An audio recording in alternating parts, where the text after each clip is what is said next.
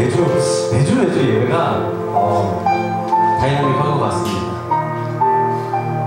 우리 예배 시간은요, 다들 아시겠지만 11시 30분, 1시 30분, 1시 30분입니다. 그렇기 때문에 이 자리에 지금 제 시간에 오신 분들은 이렇게 굉장히 은혜를 누리기에 딱 준비가 되신 분들이라고 저는 생각이 돼요. 만약에 뒤늦게 오시는 나의 이제 이렇게 형제 자매 혹은 나랑 친한 형 누나 혹은 미리 이렇게 다음 주부터는 1시 반부터 딱 시작했으면 좋겠어요. 눈치는 주지 마시고요. 한마디 했으면 좋겠어요. 그렇게 한마디 이렇게 전해줬으면 좋겠어요. 네, 아무튼 이렇게 가을이 와서 환절기가 이제 급격하게 이제 막 와서 감기들을 많이 걸리시는 것 같아요. 저도 한 주간 감기 때문에 고생을 했는데 항상 우리 몸이 건강해 하나님 앞에 예배할 때 방해되는 것이 없을까. 그런 몸과 마음이 딱 이제 준비된 우리 당산도 공동체를 기대해봅니다. 우리 시간 사도신경하심으로 예배 가운데로 나갑시다. 나는 전능하신 아버지 하나님 천지의 창조주를 믿습니다. 나는 그의 유일하신 아들 우리 주 예수 그리스도를 믿습니다. 그는 성령으로 잉태되어 동정녀 마리아에게서 나시고 본디오 빌라도에게 고난을 받아 십자가에 못 박혀 죽으시고 장사된 지 사흘 만에 죽은 자 가운데서 다시 살아나셨으며 하늘에 오르시어 전능하신 아버지 하나님 우편에 앉아 계시다가 거기로부터 살아있는 자와 죽은 자를 심판하러 오십니다. 나는 성령을 믿으며 거룩한 공교회와 성도의 교제와 죄를 용서받는 것과 몸의 부활과 영생을 믿습니다. 아멘.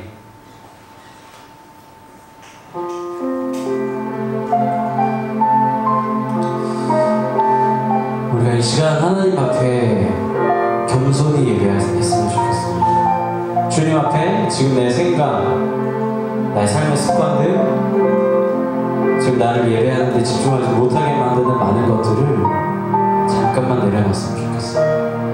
그게 내 머릿속 생각일 수도 있고요.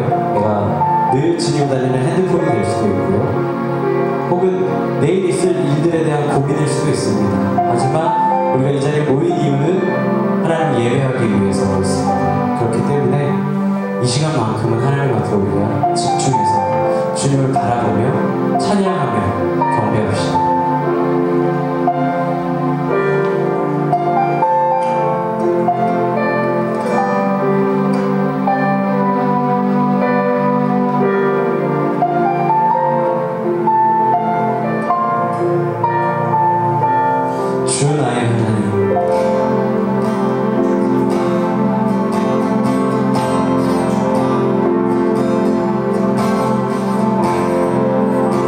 주 나의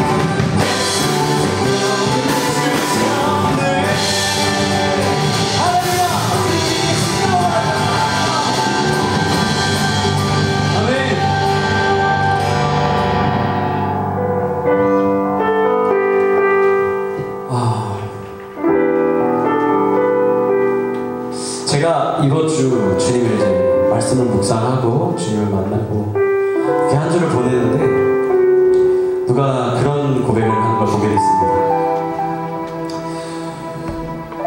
우리가 우리 스스로 주님의 그 은혜를 값싼 은혜로, 아무것도 아닌 은혜로 만들고 있구나. 주님은요, 이 세계를 만드시고 우리를 만드신 무한한 존재입니다. 제한이 없으세요. 처음과 끝이라고 정한 것도 그저 우리 눈에 보이는 처음과 끝이지, 주님은 언제나 무한하셨습니다.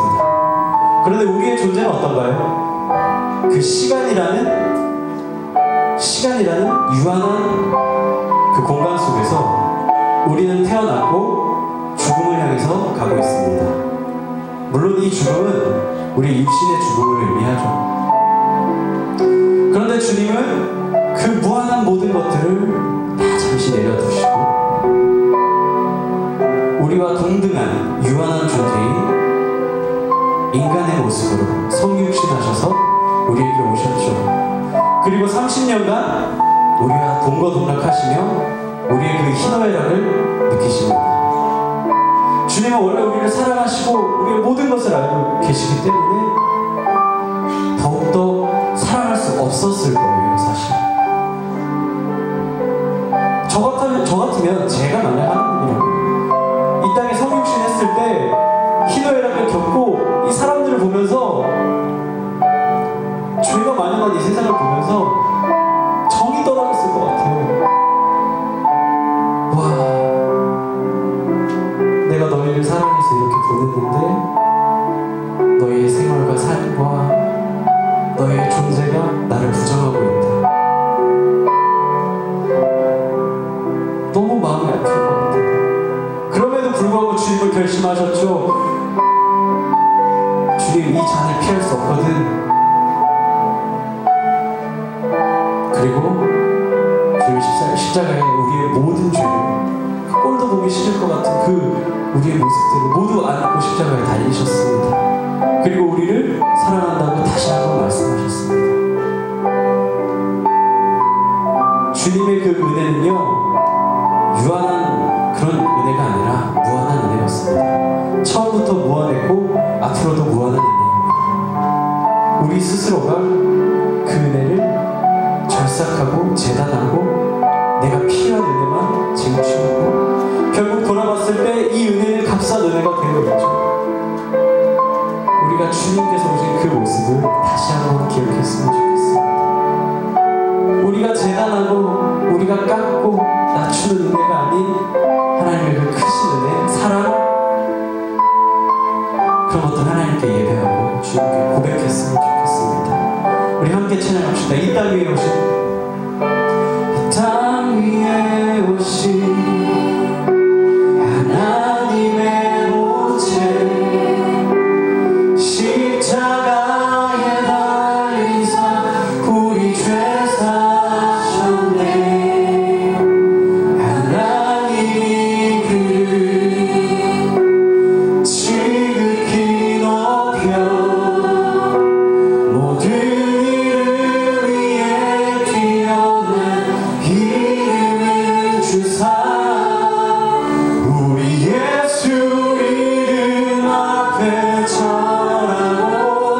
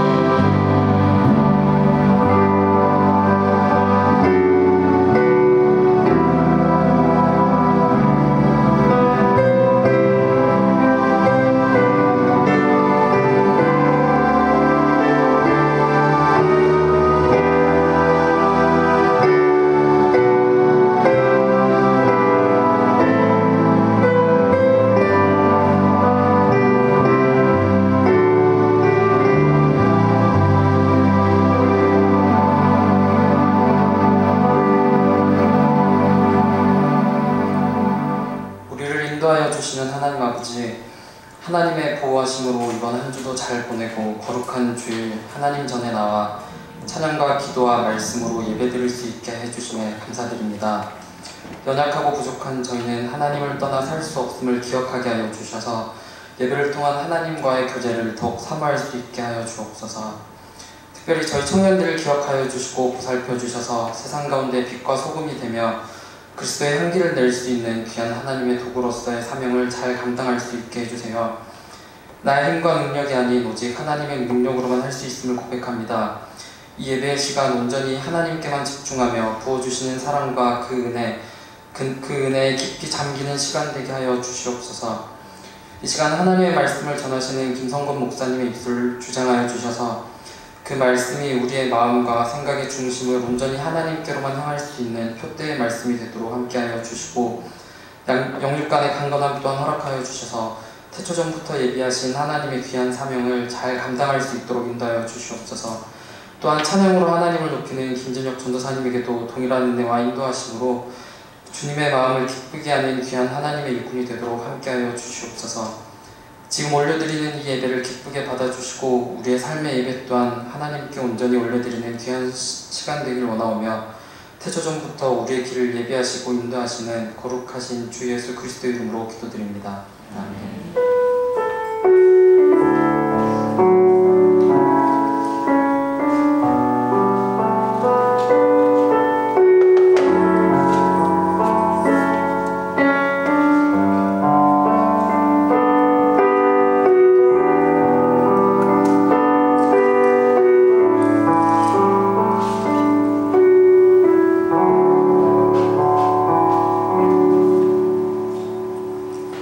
하나님께서 우리에게 주시는 말씀은 출애굽기 14장 1절에서 31절 말씀입니다.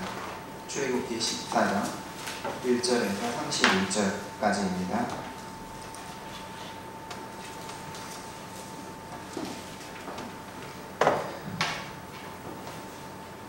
여호와께서 모세에게 말씀하여 이르시되 이스라엘 자손에게 명령하여 돌이켜 바다와 그 사이에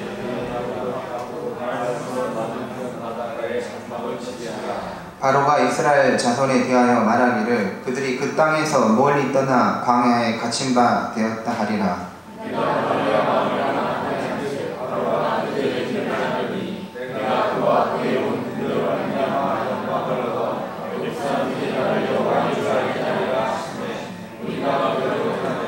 그 백성이 도망한 사실이 애굽 왕에게 알려짐에 바로와 그의 신하들이 그 백성에 대하여 마음이 변하여 이르되 우리가 어찌 이같이 하여 이스라엘을 우리를 섬김에서 놓아 보내었는가 하고 선발된 병거 600대와 애굽의 모든 병거를 동원하니 지휘관들이 다 거느렸더라.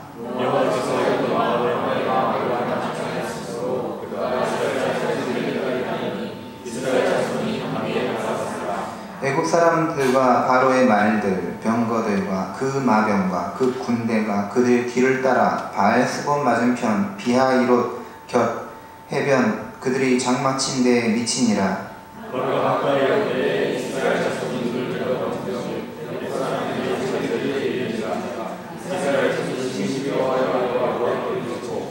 그들이 또 모세에게 이르되 애굽에 매장지가 없어서 당신이 우리를 이끌어내어 이 광야에서 죽게 하느냐? 어찌하여 당신이 우리를 애굽에서 이끌어내어 우리에게 이같이 하느냐?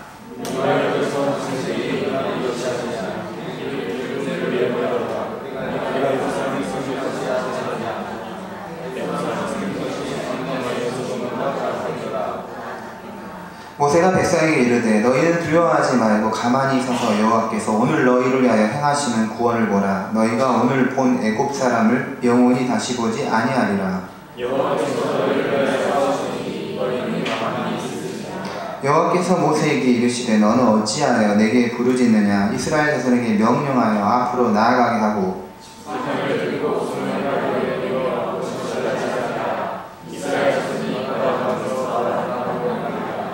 내가 애굽 사람들의 마음을 완악하게 할 것인즉 그들이 그 뒤를 따라 들어갈 것이라. 내가 바로와 그의 모든 군대와 그의 병거와 마병으로 말미암아 영광을 얻으리니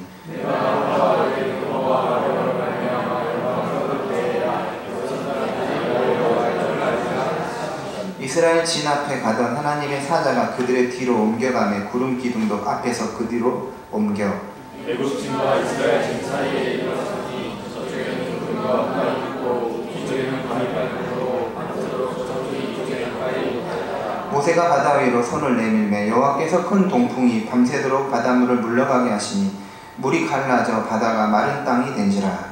이스라엘 자손이 바다 가운데를 이쪽으로 걸어가고 그들의 좌우에 서게 되니 애국 사람들과 바로의 말들 병거들과 그 마병들이 다 그들의 뒤를 추격하여 바다 가운데로 들어오는지라. 그들에게 여호와께서 불과 공중 앞에서 그들을 내주시고 그들을 데려가시라. 그들의 병거 바퀴를 벗겨서 달리기가 어렵게 하시니 애국 사람들이 이르되 이스라엘 앞에서 우리가 도망하자. 여호와가 그들을 하여 싸워 애국 사람들을 치는도다. 여호와께서 모세에게 이르시되 베드스를 바다로 내려 애굽 사람들과 그들의 병거들과 마병을 위해 그들이 하라. 모세가 곧 손을 바다 위로 내밀매 새벽이 되어 바다의 힘이 회복된지라. 애국 사람들이 물을 거슬러 도망하나 여호와께서 애국 사람들을 바다 가운데 엎으시니 물이 다시 들어가 병거들과 병거들 덮에 그들의 길을 따라 바다에 들어가고 바로의 병거를 그러나 이스라엘 자손은 바다 가운데를 육지로 행하였고 물이 좌우에 벽이 되었더라. 그날 여호와께서 이스라엘을 바다에 쏟아서 구원하시되 이스라엘의 바닷가에서 애굽 사람들이 죽어지는 것을 보았더라. 이스라엘이 여호와께서 애굽 사람들의 행하신 그 큰 능력을 보았으므로 백성이 여호와를 경외하며 여호와와 그의 종 모세를 믿었더라. 아멘. 홍해를 건너게 하신 하나님이란 제목으로 하나님 말씀 증거하겠습니다. 구약 성경에서 가장 중요하고 가장 극적인 사건이라고 할 수 있는 것은 모세가 이스라엘 백성들을 데리고 홍해를 건넌 사건일 것입니다. 애굽의 왕 바로의 압제에서 완전히 해방되는 사건이 홍해를 건너는 사건이었습니다. 홍해에서 바로의 군대가 다 빠져 죽지 않았다면 바로의 군대는 어느 때고 이스라엘 백성들을 공격할 수 있는 기회를 엿볼 수 있기 때문에 이스라엘 백성들이 홍해를 건너고 바로와 군대들이 홍해 바다에 빠져 죽게 된 사건은 그들이 애굽에서 완전히 해방된 사건이라고 할 수 있는 것입니다. 게다가 이스라엘 백성들이 홍해를 건넜기 때문에 여호수아와 갈렙이 이스라엘의 그 자녀들을 백성들을 데리고 요단강을 건너 약속의 땅 가나안 땅에 도달할 수 있었습니다. 그러니까 요단강을 건너 약속의 땅으로 들어가려면 먼저 무엇을 건너야 합니까? 홍해 바다를 건너야 하는 것이죠. 홍해를 건너는 것 없이는 누구도 요단강을 건너갈 수가 없습니다. 그러니까 홍해는 무엇이죠? 출발점이죠. 시작점. 그리고 요단강은 뭘까요? 목적지죠. 홍해로부터 시작해서 요단강을 건너 약속의 땅에 들어가는 것이 목적인 것입니다. 그러므로 믿음 생활이란 홍해를 건너는 것에서부터 시작하여 목적지인 요단강을 건너 천국에 입성하는 것까지를 말한다고 할 수 있습니다. 그런데 그렇습니다. 홍해를 건넜다고 해서 요단강을 다 건너는 것은 아닙니다. 홍해를 건넜지만 요단강을 건너지 못하는 사람이 훨씬 많습니다. 실제로 처음 홍해를 건넜던 이스라엘 백성들은 하나님이 하신 놀라운 이적을 보고서도 돌아서면 의심하고 애굽에서 종살이하던 삶을 동경하기까지 했습니다. 그들은 시시때때로 원망과 불평을 늘어놓았습니다. 우리를 광야에서 다 죽이려 하느냐고 모세에게 따지는 말을 자주 했습니다. 결국 민수기 14장 28절에 너희 말이 내 귀에 들린 대로 내가 너희에게 행하리니 라는 하나님의 말씀처럼 하나님의 귀에 들린 대로 그들은 광야에서 다 죽게 되었습니다. 하나님께서는 그들이 그 토해내는 것들, 말한 것을 그대로 받아먹게 하신 것입니다. 그러므로 우리는 말을 참으로 조심해야 합니다. 하나님이 다 듣고 계시기 때문이죠. 우리 입술에서 나오는 말을 뿌린 대로 다시 돌아오게 하시기 때문입니다. 축복의 말, 감사의 말을 뿌리면 축복과 감사가 생겨나지만 저주와 원망과 불평의 말을 뿌리면 그것의 열매를 먹게 되는 것입니다. 홍해를 건너는 사건은 참으로 중요합니다. 일단 우리가 천국에 들어가려면 이 죄의 노예로 있던 애굽에서 해방이 되어야 하기 때문입니다. 죄로부터 나와야 하기 때문이죠. 죄로부터 나와서 새로운 사람으로 탄생하는 것을 기독교에서는 세례라고 부릅니다. 그리고 성경은 이스라엘 백성들이 홍해를 건너는 사건을 세례 사건으로 보았습니다. 고린도전서 10장 2절에 모세에게 속하여 다 구름과 바다에서 세례를 받았다. 바다에서 죄의 압제에서 빠져나와서 하나님의 거룩한 통치를 받게 되는 그 출발점이 홍해를 건너는 사건으로 말하고 있습니다. 오늘 우리가 읽었던 말씀은 이스라엘 백성들이 홍해를 건너는 말씀입니다. 이 말씀 앞에는 이스라엘 백성들이 400년 동안 애굽의 노예로 살다가 이 탈출하게 된 극적 사건이 먼저 있었습니다. 애굽의 모든 장자, 그 큰아들은 다 죽는 것입니다. 가축의 첫 새끼까지 다 죽는 것이었습니다.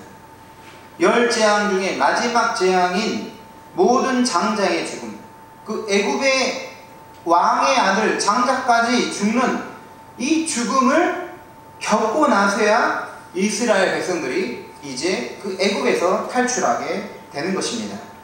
그런데 여호와 하나님이 그 애굽에서 탈출시킨 이스라엘 백성들을 이 동쪽 길, 가나안 땅은 동북 쪽에 있는 것이죠.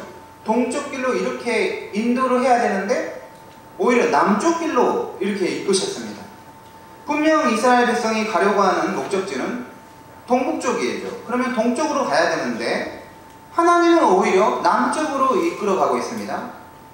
그러므로 이것은 누가 봐도 이상한 것입니다. 왜 하나님께서는 이렇게 동쪽이 아닌 남쪽으로 이스라엘 백성들을 애굽 출애굽 후에 이끄셨을까요? 하나님은 그 동쪽으로 갔다가 이스라엘 백성들이 블레셋 족속을 만날 것이라는 것입니다.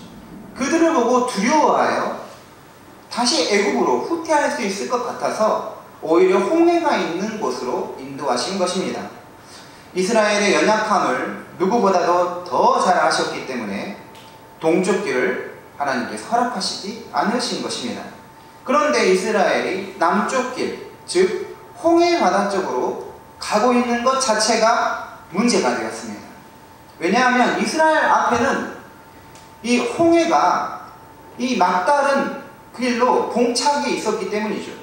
바로와 군대는 이스라엘이 바다를 건널 수 없다라고 생각했기 때문에 이 어떻게 할 수 없다 생각하여 이제 이스라엘 백성들을 추격을 하는 것입니다.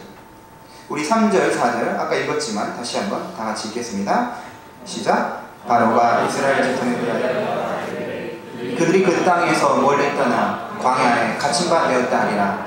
내가 바로의 마음을 완악하게 한즉 바로가 그들의 뒤를 따르리니 그와 그의 온 군대로 말미암아 영광을 얻어 애굽 사람들이 나를 여호와인 줄 알게 하리라 하시매 우리가 그대로 행하니라. 바로는 그의 장자가 죽었습니다. 모든 애굽의 장자가 죽었음에도 불구하고 이스라엘 백성들에 대한 과도한 집착을 하면서 그들을 추격하는 걸 볼 수가 있습니다. 그런데 방금 우리가 읽은 이 14장 4절에 보면 내가 바로의 마음을 완악하게 한즉 바로가 그들의 뒤를 따르리니 이 구절이 있습니다. 내가 바로의 마음을 완악하게 한다. 여기서 내가가 누구죠? 여호와 하나님이십니다. 여호와 하나님이 바로 바로의 마음을 완악하게 하셔서 이스라엘 백성들을 뒤를 따르게 할 것이라는 것입니다. 이 출애굽기를 보면 이런 구절이 여러 번 나옵니다. 여호와께서 바로의 마음을 완악하게 하셨다. 또 14장 8절에도 또 나옵니다. 여호와께서 애굽의 왕 바로의 마음을 완악하게 하셨으므로. 바로의 마음이 완악해진 것은 누가 그렇게 했다는 것이죠? 여호와 하나님이 그렇게 하셨다는 것입니다. 그러면 우리는 이렇게 생각할 수 있습니다. 하나님이 바로의 마음을 완악하게 하셔서 실제로 바로가 완악하게 행동했다면 그것은 바로의 잘못이 아니라 하나님께 책임이 있는 것이 아닌가이죠. 예를 들어서 하나님이 여러분의 마음을 완악하게 해서 여러분이 어떤 사람을, 예를 들면 저를 괴롭혔다면 그것은 누구에게 책임이 있는 것일까요? 하나님께 책임이 있겠죠. 당연히 하나님이라고 해야 되겠습니다. 하지만 성경은 그 책임이 하나님이 아니라 사람에게 있다라고 말하고 있습니다. 하나님이 바로의 마음을 완악하게 하시고 나서 그가 실제로 완악해져서 죄를 지었습니다. 그런데 하나님은 그가 지은 죄 때문에 그를 심판하셨습니다. 그렇다면 우리는 이 문제를 어떻게 풀어야 할까요? 정답은 완악하게 하시는 하나님의 행동을 어떻게 이해하느냐에 달려 있습니다. 하나님이 바로의 마음을 완악하게 하는 방식에는 두 가지 방식이 있습니다. 첫째는 이걸 구별해야 돼요. 능동적이고 적극적으로 바로의 마음을 완악하게 하시는 방법입니다. 그리고 둘째는 수동적으로 또 소극적으로 완악하게 하는 방식입니다. 능동적으로 적극적으로 바로의 마음을 완악하게 하는 것이란 실제로 하나님이 바로의 마음속에 전에는 없던 완악함을 주시는 것을 말합니다. 이렇게 되면 바로가 완악해져서 죄를 지은 원인은 자기가 아니죠. 하나님께서 완악함을 주셨기 때문에 하나님께 있는 것입니다. 하지만 오늘 말씀에서 바로의 마음을 완악하게 했다는 것은 하나님이 적극적으로 완악함을 그에게 주어서 완악해졌다는 말은 아닙니다. 그러면 무엇일까요? 수동적으로 소극적 방식으로 완악하게 하심을 말합니다. 이게 어떻게 하면 그렇게 될까요? 바로는 이미 그 마음이 완악해질 대로 완악한 사람이었던 것이죠.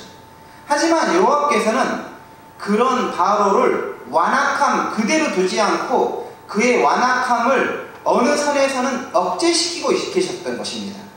그러므로 원래 완악함의 상태에 있는 그를 완악하게 하셨다는 것은 억제력이 행사되고 있었던 그의 완악함에 이 억제력이 풀리는 것을 말합니다. 말하자면 바로에게 좀 더 그대로 자기 하고 싶은 대로 자유를 주는 것을 말합니다. 그러므로 우리는 하나님이 바로를 완악하게 하셨다는 것은 하나님이 완악함을 새롭게 주신 것이 아니라 이미 그가 가지고 있는 완악함을 그 상태 그대로 표출할 수 있도록 억제력을 풀어서 바로에게 그가 하고 싶은 대로 자유를 줬다는 것으로 이해를 해야 하는 것입니다. 그러므로 하나님이 바로의 마음을 완악하게 하신다는 것은 그를 누르고 있던 억제력을 제거하기만 하면 됐던 것입니다. 묶어놓은 끈을 더 느슨하게 풀어주시면 되는 것이죠. 하나님이 억제시켰던 것에서 풀어주셨던 더 많은 자유를 바로에게 허락하면서 바로는 자기 완악함대로 행했던 것입니다. 여기까지 이해가 되십니까? 회사하셔도 됩니다. 이 정도 이해되십니까? 참 어려운 문제인데요. 얼마 전에 총기 난사 사건이 미국에서 있었습니다. 콘서트장에서 높은 호텔 거기에서 이 총을 발사했죠. 근데 이 음악 소리하고 섞여가지고 이게 처음에는 행사인 줄 알았던 거죠. 근데 정말 수많은 사람이 거기서 죽었어요. 다치고. 그 사람은 이제 자살을 했습니다. 이런 사람은 왜 있는 것일까? 사실 모든 사람은 다 죄인이에요. 하나님 앞에 오기 전까지 그 죄의 상태로 있습니다. 그러면 사실 이런 사람이 더 많을 수도 있는 것입니다. 그걸 알아야 돼요. 꼭 그 사람만이 특별해서 아니라 하나님을 떠난 인간은 이런 식으로 될 수가 있는 것이죠. 극단적으로 말하면. 하지만 하나님께서는 우리의 인류를 보호하시고 그리스도인을 보호하시기 위해서 그런 사람을 많이 나타나도록 하시지는 않는다는 것이죠. 말하자면 그들에게 자유를 조금씩 줬다는 것이죠. 그 완악함을 억제시키고 있었다는 것입니다. 모든 사람은 그렇게 그 하나님 떠난 사람은 그런 완악함 속에 있는 것입니다. 하지만 하나님께서 그 자유를 조금 줘가지고 그 안에서만 활동하도록 하시면서 보호하시는 거예요. 사회와 국가와 그리스도인들을 보호하시는 것이죠. 그러면 바로에게 완악함을 줬다는 것은 그 상태 그대로 좀 더 그가 원하는 대로 할 수 있도록 해주셨다라는 것으로 이해를 해야 되는 것입니다. 완악해진 바로는 이제 병거 600대와 애굽의 모든 그 병거들을 총동원하여 이스라엘 백성들의 뒤를 따라가고 있습니다. 이스라엘 자손들이 그 뒤를 보니까 바로가 엄청난 군대와 그 전차를 몰고 오는 것입니다. 문제는 바로 여기 있습니다. 뒤에는 바로와 군대가 뒤따라가고 앞에는 홍해 바다가 가로막고 있는 것입니다. 이스라엘 백성들은 배를 가지고 애굽에서 탈출한 것이 아닙니다. 수영을 한다고 해도 그 많은 백성들이 홍해를 건너는 것은 현실적으로 불가능합니다. 그렇다고 해서 그 오합지졸에 불과한 이스라엘 백성들이 이집트 군대를 맞서서 정면으로 싸우는 것은 백전백패였습니다. 여기서 도대체 어떻게 해야 할까요? 앞에는 홍해, 뒤에는 바로의 군대, 이런 상황을 진퇴양난이라고 하는 것이죠. 이때 이스라엘 백성들이 보인 반응은 두 가지였습니다. 10절을 보면 이스라엘 자손이 심히 두려워하여 그 여호와께 부르짖었다라고 기록하고 있습니다. 그리고 11절에 보면 그들이 또 모세에게 이르되 애굽에 매장기가 없어서 당신이 우리를 이끌어내어 이 광야에서 죽게 하느냐, 어찌하여 당신이 우리를 애굽에서 이끌어내어 우리에게 이같이 하느냐, 이렇게 말합니다. 이것은 참 특이한 장면인데 우리 현실을 반영해 주기도 합니다. 한편에서는 하나님께 부르짖고 다른 편에서는 원망하는 것입니다. 일단 이스라엘 백성들이 하나님께 그 상황에 대해서 기도를 했다, 부르짖었다는 것은 잘한 일이었죠. 그런데 중요한 것은 그들이 믿음이 없이 소리만 질렀던 것이죠. 왜냐하면 기도하고 나면, 믿음으로 기도하면 하나님이 하신 일을 기대하게 되는데 그 현실을 더욱더 눈을 뜨고 있기 때문인 것이죠. 기도를 하면 하나님의 도우심과 하나님의 일하심을 기다려야 하는데 기도하고 더욱 현실에 눈을 떴기 때문에 이들의 기도에는 믿음의 요소가 전혀 없었다고 할 수 있는 것입니다. 부르짖었지만 실제로 바뀐 것이 없는 것이죠. 이걸 조심해야 됩니다. 부르짖었지만, 하나님께 기도했지만 현실이 바뀌지 않은 거예요. 이때 이제 의심을 하게 되죠. 그래서 또 원망하는 것입니다. 그런데 원망이 보통 원망이 아니라 막말이었습니다. 애굽에 우리가 묻힐 장소가 없어서 여기서 죽게 하려고 우리를 이곳으로 이끌었느냐, 이렇게 말을 하는 거예요. 수많은 사람들의 원성이 극에 달했습니다. 하지만 모세는 어떻게 했습니까? 의연했습니다. 오히려 백성들을 격려했습니다. 13절 14절 보겠습니다. 모세가 백성들에게 이르되 너희는 두려워하지 말고 가만히 있어서 여호와께서 오늘 너희를 위하여 행하시는 구원을 보라. 너희가 오늘 본 애굽 사람을 영원히 다시 보지 아니하리라. 여호와께서 너희를 위하여 싸우시리니 너희는 가만히 있을지니라. 여론이라는 것이 참으로 무섭습니다. 지도자는 여론의 영향을 받지 않을 수가 없습니다. 나라가 망하게 됐다, 이러다가 끝장이다, 이러다가 대한민국 없어진다, 사람들이 이런 말을 하면 지도자도 영향을 받지 않을 수가 없습니다. 그런데 이 부정적인 말이 퍼지고 부정적인 생각이 머릿속에 들어오게 되면 모든 것이 그렇게 보이는 것입니다. 전에는 그렇게 안 보이던 것들이 부정적인 말을 들어보면 그렇게 보이는 것이죠. 사람을 대한 평가도 마찬가지예요. 저 사람 참 좋게 생각했는데 옆에서 안 좋은 이야기를 딱 하면 갑자기 생각이 싹 바뀌는 거죠. 아, 맞아, 이 사람 알고 보니까 그런 사람이었어, 이렇게 되는 것입니다. 그런데 만약 이 상황에서 모세마저 부하내동했다면 이스라엘 백성은 완전히 혼란으로 치닫을 수밖에 없었을 것입니다. 각자 살려고 뿔뿔이 흩어졌다면 어떻게 될까요? 바로의 군대에 죽거나 홍해 바다에 빠져 죽거나 광야에서 굶어 죽었을 것입니다. 하지만 모세는 중심을 잡고 오히려 그들의 불신앙을 교정해주는 걸 볼 수 있습니다. 두려워하지 말아라. 여호와가 우리를 위하여 싸우실 것이다. 이게 지도자의 모습이죠. 사람이 극단의 순간에는 본질이 나옵니다. 그러므로 속에 있던 쓴뿌리, 완악함을 다 드러내는 사람들과 갈등하고 말싸움하는 것은 전혀 현명한 방법이 아닙니다. 모세는 그들을 직접적으로 상대하지 않았습니다. 오히려 더 높은 차원을 제시할 수 있어야 합니다. 모세는 그 점에서 하나님을 찾았던 것입니다. 위급한 상황에서 하나님이 직접 나서서 이제 그 문제점을 해결해 주십니다. 우리 15절 16절 같이 읽도록 하겠습니다. 시작. 내게 부르짖느냐 이스라엘 자손에게 명령하여 앞으로 나아가게 하고 정망들을 그것이 갈라지게 하라. 이스라엘 자손이 바다 가운데서 마른 땅으로 행하리라. 하나님은 모세에게 지팡이를 바다를 향해 뻗으라 하셨습니다. 그러면 바다가 갈라질 것이요 백성은 갈라진 바다로 들어가서 그 바닥을 밟고 건너가게 하리라는 것이죠. 그리고 애국 사람들의 마음을 완악하게 하여, 바로의 마음을 완악하게 하여 이스라엘 백성들을 추격하여 바다 속까지 따라붙게 하시겠다는 것입니다. 그리하여 그들을 몽땅 물속에 매장하여 전멸시킴으로써 여호와의 영광을 나타낼 것이요 이로 인해 애국 사람들이 지금 현지에 살고 있는 애국 사람들도 여호와가 하나님이라는 것을 알려주게 하겠다는 것입니다. 하나님의 계획을 들은 모세는 하나님의 명령대로 홍해 바다 위로 손을 내밀었습니다.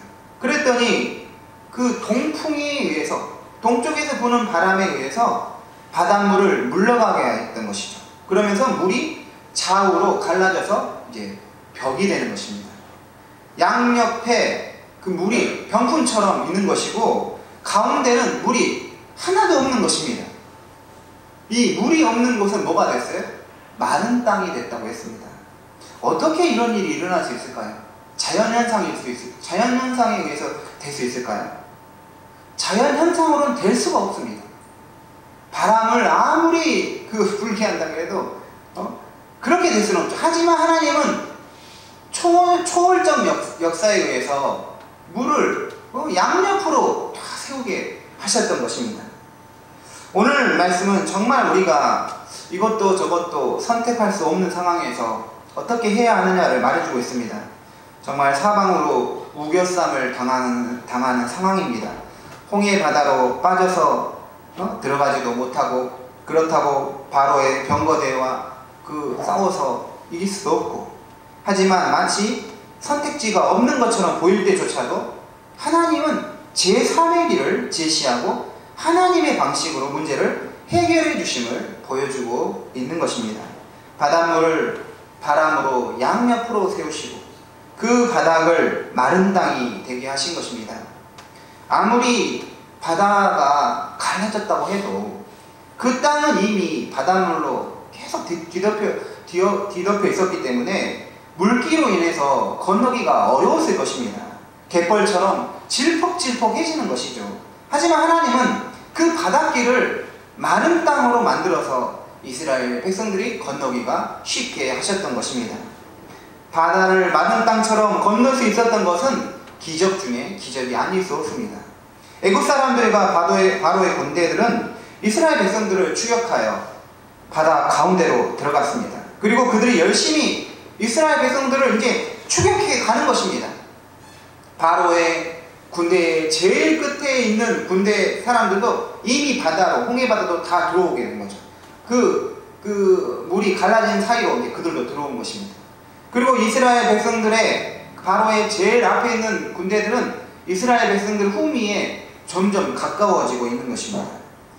그리고 나서 이제 이들이 완전히 이스라엘 백성들이 다 바다를 건넜을 때 이제 어떻게 했습니까? 모세가 다시 바다로 손을 내미니까 물이 이제 다시 회복이 되면서 다 이스라엘 애굽의 사람들을 덮어버리는 것입니다. 그러면서 그들은 이제 몰살하게 됐습니다. 30절 말씀을 우리 같이 한번 또 읽겠습니다. 그날에 여호와께서 이같이 산에서 구원하심에 이스라엘이 바닷가에서 애굽 사람들이 죽어있는 것을 보았더라. 그런데 이 말씀 방금 읽었던 애국 사람들이 죽어 있다는 것은 13절에서 이미 나와 있는 거예요. 구원을 보라, 너희가 오늘 본 애국 사람을 영원히 다시 보지 아니하리라.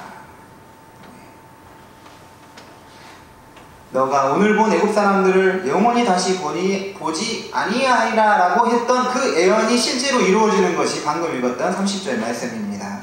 애국 사람들은 홍해 바다에 다 빠져 죽은 것이죠. 여러분, 출애굽기의 제목이 무엇입니까? 출애굽기입니다. 그런데 이 뜻이 뭐죠? 출애굽기, 애국 탈출기입니다. 그런데 이집트란 나라에서 탈출한 건데, 그런데 출애굽기 전체 내용이 출애굽을 담고 있는 게 아닙니다. 실제로 보면 애굽의 탈출기는 언제 끝나죠? 사실상 2장에서 끝나는 거예요. 이 14장에서 딱 끝나버려요. 완전히 바로의 군대가 몰살되면서 이집트 탈출은 끝나는 것입니다. 그리고 이제 시내산으로 가서 십계명을 받고 율법을 받아서 성막을 건축해서 하나님께 봉헌하는 내용이 출애굽기가 나머지 내용을 담고 있습니다. 바로 군대들이 홍해에서 다 죽게 됨으로 인해서 이스라엘 백성들의 마음에서는 더 이상 애굽 사람들이 그들을 뒤따라오지 못할 것이라는 완전한 확신을 주신 것이죠. 그럼으로써 광야 생활 동안 애굽으로 인한 마음의 동요나 흔들림 없이 하나님의 백성으로 훈련을 받게 하신 것입니다. 홍해를 건너는 사건을 아까 말한 것처럼 세례 사건이라고 했습니다. 세례를 받는다는 것은 더 이상 애굽 생활을 동경하지도 애굽의 노예가 돼서 살지 않게 됨을 말합니다. 그러므로 우리가 세례를 받았다는 것은 세상에서의 쾌락과 향락과 욕망대로 사는 것을 부러워하지 않고 무엇보다도 죄의 노예가 되어서 사는 삶을 살지 않겠다는 것을 뜻하는 것입니다. 오늘 홍해바다를 건너는 사건 속에서 우리는 여호와 하나님의 위대하심과 능력을 다시 한번 확인하게 됩니다. 바로가 군대를 총동원하여 이스라엘을 추격할 때는 어떤 생각을 했을까요? 그들 군대가 자기 자신들의 군대가 바다에서 다 몰살될 걸 알면서 추격했을까요? 전혀 그렇지 않았습니다. 이스라엘을 다시 이제 많은 사람을 죽이고 다시 노예로 끌어간다, 그런 어떤 생각을 하면서 진격했을 것입니다. 그리고 이미 장자들의 죽음을 경험한 애굽 사람들의 군대는 이스라엘 사람들에 대한 살기가 대담했을 것입니다. 하지만 바로와 애굽 사람들의 그 꾀와 그들의 힘과 재간을 다 동원했더라도 하나님을 이길 수는 없었습니다. 하나님의 보호의 선안에 있는 사람들은 그 누구도 그 어떤 것도 해칠 수가 없는 것이죠. 이스라엘 백성들 자체로 보면 오합지졸의 속수무책이었습니다. 하지만 하나님의 큰 손이 이스라엘을 보호하신 것입니다. 세상에 대해서 우리가 백전백패라고 생각되는 것이 있을 수 있습니다. 하지만 그렇지 않습니다. 하나님이 우리의 편이 되시고 그가 우리의 산성이시오 방패가 되시면 우리 뒤에 바로의 군대가 진격하고 앞에 홍해가 막혀 있더라도 우리 하나님은 홍해의 바다를 양쪽 벽으로 세워서 마른 그 땅으로 건너가게 하시는 분이신 것이죠. 그뿐만 아니라 바로의 군대마저도 모두 다 바다에 몰살시킬 수 있는 하나님이신 것입니다. 하나님의 능력과 그의 구원의 위력을 경험한 자들은 하나님을 믿고 이제부터 그분에게만 경외를 올려드려야 합니다. 그리고 그 모든 일을 이루는 도구로 사용했던 모세를 따라서 이제 출애굽을 하여 광야로 이스라엘 백성들은 들어가게 되었습니다. 성도 여러분, 여러분의 앞과 뒤로 가로막고 있는 것이 중요한 것이 아닙니다. 여러분 인생에서 하나님이 개입하시고 역사하시고 보호의 손으로 지켜주시는 것이 중요한 것입니다. 주님과 함께 함께하여 항상 승리하시는 홍해를 건너는 역사를 경험하시길 바랍니다. 기도하시겠습니다.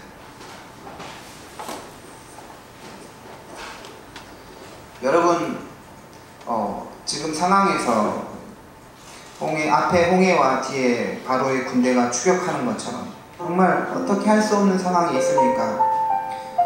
전에 그런 상황을 겪었던 적이 있으니까 또 우리는 앞으로도 겪을 수가 있습니다. 이것도 안 되고 저것도 안 되고 방법이 없는 것 같은 것이죠. 하지만 그럴 때 하나님이 함께 하시면 제3의 길, 홍해를 갈라지게 하여 그 마른 땅으로 건너가게 하시는 구원의 경험을 할 수 있는 것입니다. 하나님 의지합니다. 같이 이렇게 기도하시겠습니다. 하나님, 오늘 말씀을 들고 우리 기도합니다. 주님, 우리 인생에서 어려운 과정이 있을 때 정말로 하나님, 우리가 중요한 것은 눈에 보이는 환경, 눈에 보이는 상황이 아님을 우리가 깨닫게 하여 주시옵소서. 정말 하나님이 나와 함께 하시느냐, 하나님이 나의 산성이 되시느냐, 하나님의 선이 나를 보호하시느냐, 우리 가족을 지켜주시느냐, 여기에 문제의 핵심이 있습니다. 하나님, 우리가 정말 어떤 사람이 되어야 될까요? 믿음의 사람, 홍해를 건너게 하여 주시옵소서. 믿음으로 건너게 하시옵소서. 하나님의 약속으로 건너게 하시옵소서. 하나님, 우리 이스라엘 백성들 기도하고 나서 현실을 보면서 더 두려워하고 막말을 했습니다. 하나님, 우리가 기도하고 나서 현실에 빠지지 않게 해주시고 기도함으로써 믿음이 커져서 온전히 주님의 역사를 바라보고 나아갈 수 있도록 은혜를 내려 주시옵소서. 주님, 우리 앞에 놓인 것이 무엇이니까, 어떤 스트레스가 있고 어떤 장애가 있습니까? 하나님, 모든 부분에서 역사하시는 하나님 의지하여 홍해를 건너는 역사를 경험하는 우리 모든 성도님들 될 수 있도록 도와주시옵소서. 하나님 감사합니다. 우리를 하나님의 말씀 속에서 자기 자신을 비추게 하신 거 감사합니다. 하나님의 말씀 안에는 이미 정답이 있습니다. 하지만 말씀을 망각하고 우리 지혜로 해결하려고 하니까 답이 없습니다. 하나님, 어떤 상황에서든 원망과 불평이 아니라 감사와 하나님의 일하심을 기대하는 저희들 될 수 있도록 도와주시옵소서. 예수 그리스도 이름으로 기도드립니다. 아멘. 우리 359장 찬송하시면서 하나님께 봉헌하십니다.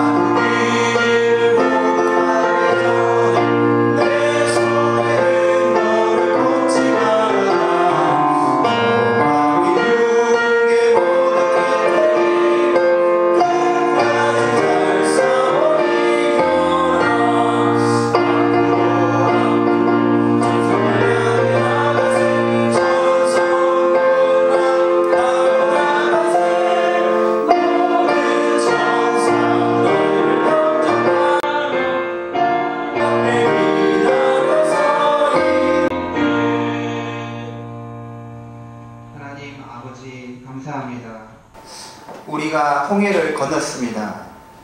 세례를 받음으로 인해서 새로운 사람이 되었습니다. 세상을 부정하고 하나님이 우리 안에서 통치하시는 길을 걷고자 합니다. 이제 요단강을 건너서 천국에 입성할 때까지, 천성에 들어갈 때까지 두렵고 떨림으로 우리의 구원을 이루게 하여 주시옵소서. 많은 사람들이 구원의 길에 들어섰다 이탈하고 떠나가는 자들이 있습니다. 하나님, 우리를 불쌍히 여겨주셔서 주님의 한없는 은총으로 마지막 주님의 얼굴을 볼 때까지 우리를 항상 인도하여 주시옵소서. 우리는 연약합니다. 이스라엘 백성들처럼 원망과 불평을 할 때도 있습니다.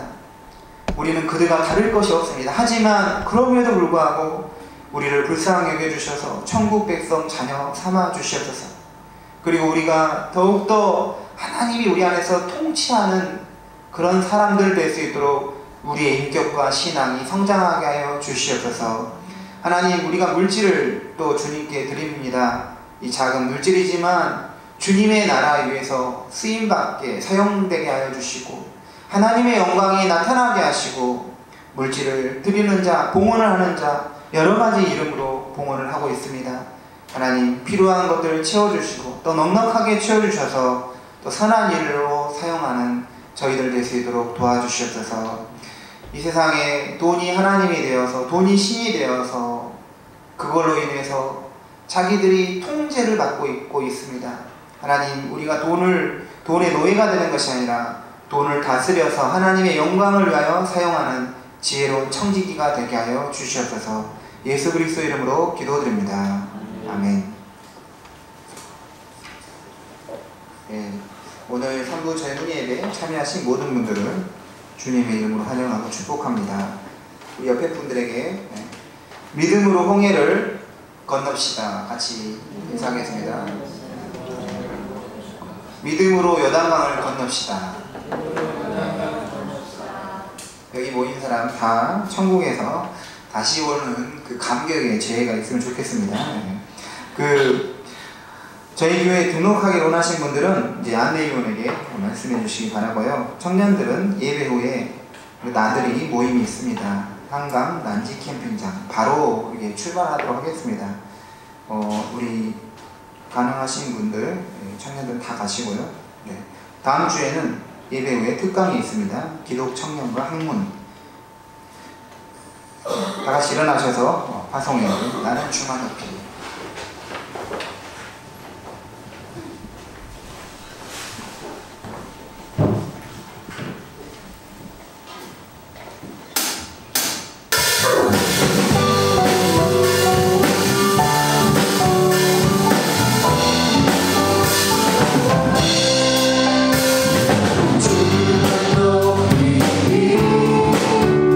결코 내 맘 같지 않네.